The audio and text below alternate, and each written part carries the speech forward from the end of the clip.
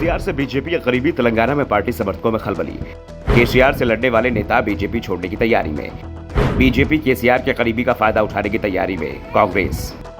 BJP को झटके पर झटके लग रहे हैं। जिस रणनीति के सहारे पार्टी एक के बाद एक राज्य में जीत रही थी, वो रणनीति अब पार्टी पर भारी पड़ती दिख रही है। कांग्रेस और विपक्ष के दूसरे दलों को बीजेपी की रणनीति की काट मिल गई है, जिसके सहारे एक के बाद एक राज्य बीजेपी से छीनने में जुट गए हैं। 6 महीने में बीजेपी के हाथ से कांग्रेस ने 2 राज्यों की सत्ता छीन ली है और अब बीजेपी को दक्षिण भारत से पूरी तरह से बाहर करने की तैयारी शुरू हो गई है। वैसे भी इस समय बीजेपी के पास दक्षिण भारत के किसी भी राज्य की सत्ता नहीं बची है, लेकिन अब कांग्रेस यहां बीजेपी को सभी जगह से विपक्षी दल के उम्मीदवारी से भी दूर करने की कोशिश में जुट गई है। 1 महीने पहले कांग्रेस ने कर्नाटक की सत्ता बीजेपी से छीनी है और अब पार्टी का ध्यान तेलंगाना पर है। 1 महीने पहले तक माना जा रहा था कि तेलंगाना में इस बार सत्ताधारी बीआरएस और बीजेपी के बीच कड़ा मुकाबला होगा। बीजेपी यहां टीडीपी से गठबंधन की कोशिश में थी और संकेत मिल रहे थे कि इस बार बीजेपी तेलंगाना की सत्ता बीजेपी से छीनने में कामयाब हो जाएगी।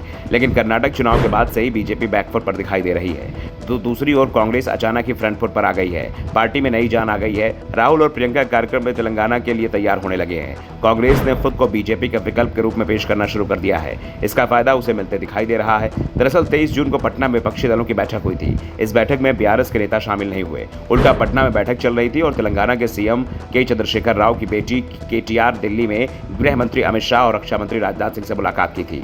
इस मुलाकात के बाद तेलंगाना में इस बात का दावा किया जा रहा है कि केसीआर का बीजेपी समझौता हो गया है और कांग्रेस इसका जमकर प्रचार भी कर रही है, जिसका सबसे ज्यादा नुकसान बीजेपी को होता दिखाई दे रहा है। और इसकी पहली झलक सोमवार को दिखाई भी दी, जब दिल्ली में बीआरएस के 35 नेता, जिसमें पूर्व सांसद, पूर्व मंत्री, पूर्व विधायक भी शामिल थे, कांग्रेस में शामिल हो गए। बीआरएस से कांग्रेस में आने वाले पूर्व सांसद पी श्रीनिवास रेड्डी और पूर्व मंत्री जुपुल्ली कृष्ण राव ने कांग्रेस अध्यक्ष मल्लिकार्जुन खड़गे और राहुल गांधी से मुलाकात भी की और अब राहुल गांधी तेलंगाना जा रहे हैं, जहां उनकी बड़ी रैली की तैयारी शुरू हो गई है। 2 जुलाई को राहुल का तेलंगाना जाने का कार्यक्रम तय हो गया है। एक तरफ कांग्रेस केसीआर को सीधे निशाने पर लिए हुए है, तो दूसरी ओर बीजेपी का रुख अचानक नरम हो गया है, जिसका नुकसान उसे होता दिखाई दे रहा है। बीजेपी में केसीआर विरोधी नेता अब कांग्रेस से करीबी बढ़ाते दिखाई दे रहे हैं और इसके संकेत भी दिखाई दे रहे हैं।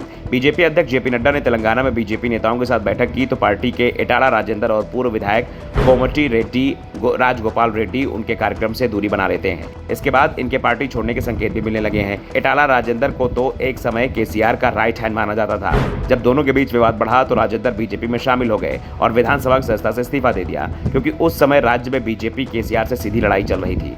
उपचुनाव में राजेंद्र को बीजेपी ने टिकट दिया और उन्होंने जीत हासिल कर बीजेपी की बढ़ती ताकत का संकेत भी दे दिया।